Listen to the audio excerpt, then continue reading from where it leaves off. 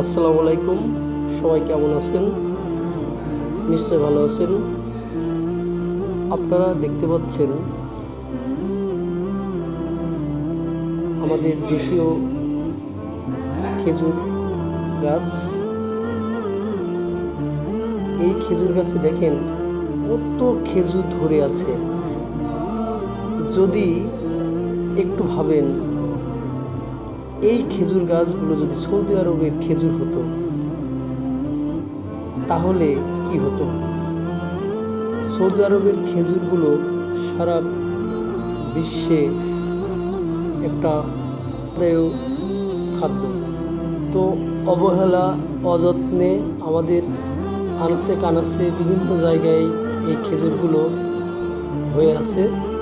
তবে দেশীয় খেজুর খেতে কিন্তু খারাপ লাগে না। আমরা যখন ছোট ছিলাম তখন গ্রামে মাঠে চলে যেতাম। মাঠে যে খুব ভোরবেলা এই খেজুরগুলো পেকে পেকে নিচেই পড়ে থাকতো, আমরা সেগুলো ভালো ভালো দেখে কুড়িয়ে আনতাম। এছাড়া গাছ থেকে কাঁদিগুলো কেটে নিয়ে লবণ পানি লাগায় রাখতাম, পেকে যেত। সাথে থাকার জন্য সবাইকে ধন্যবাদ।